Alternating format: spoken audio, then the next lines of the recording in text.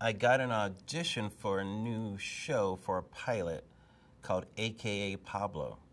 Weird. I believe it was normally, right? Yeah. So I actually read for that pilot. And, oh, here's how I got the audition. A friend of mine was writing some scenes for possibly, they were going to have, this is I think in 1983, and they were going to have a festival in Los Angeles for the Olympics the following year. And they were getting like a theater festival or something like that. And there were some scenes that people were writing, and my friend wrote a scene, and I did a scene with Michael Richards, who was, I think, on Fridays at the time. And it was so much fun, and I killed in it too. I got huge laughs, and a lot of people came up to me afterwards. Danny Simon, Neil Simon's brother, I'll never forget, said, "You were hilarious. You're so funny." I'm like, "Oh my God, it's Danny Simon," you know.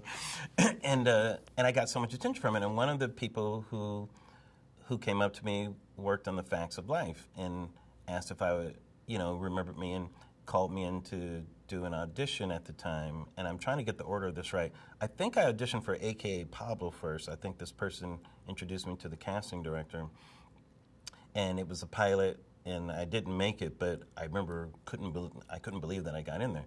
And then I got an audition to be on The Facts of Life, and I was reading for the part of Tootie's boyfriend, who was supposed to be this illiterate football player. And they really liked me a lot, and they said, "Larry, we really like you a lot, but we just don't believe that you're illiterate." And I thought it was very flattering, And then later on, they called me back to play the part of a cop. Yeah. And Officer Ziakis. Officer Ziakis, right, Yeah. which I have a story about that later on. And so I said, okay, and they kind of offered me the role, really, and I did 2 episodes of it, and it was amazing. I couldn't believe I was acting on television now, That was your first time on television. That was my first time acting on television, and acting with Charlotte Rae, and she was just great, and I was already a fan of hers. I remember she was on the Rich Little specials, because I did impressions, so whenever impressionists were on TV, and she was on that sketch show, and I mentioned to her a sketch that I liked, and she was so impressed that I knew her work and that kind of stuff, And the people were so nice there. And I remember I used to go outside. It was shot at Universal, and they would have trams that would go by with people, and I remember going out and yelling, hey, and I was just like kind of wave at the tram, that kind of stuff. Hey, how's it going? Hey, people. And I remember Tony Danza came in once, and we were rehearsing, and he said, and they all knew him. "Hey, Tony, how's it going?" Famous from Texas. "What are you doing?" "Yeah, I'm doing this pilot for this new show. It's called Who's the Boss? I don't know what it is. It's this thing I'm gonna do." And sure enough, it became one of the biggest hits on television. I remember him talking about it then. And I remember seeing Janet Jackson walking on Universal. Sherman Hemsley was doing the Jeffersons. I was so like, I couldn't believe that I was in this world and everything.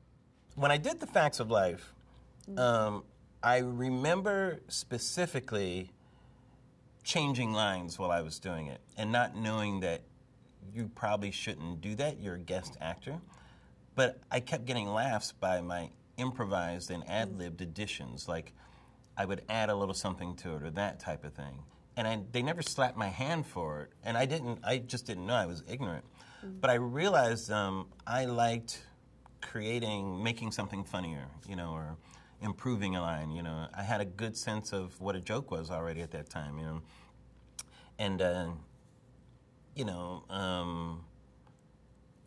I was just a lover of comedy already, and I had done my own study of people like the Marx Brothers and, all the classics and everything, and I could tell if something could be funnier, I just had that instinct.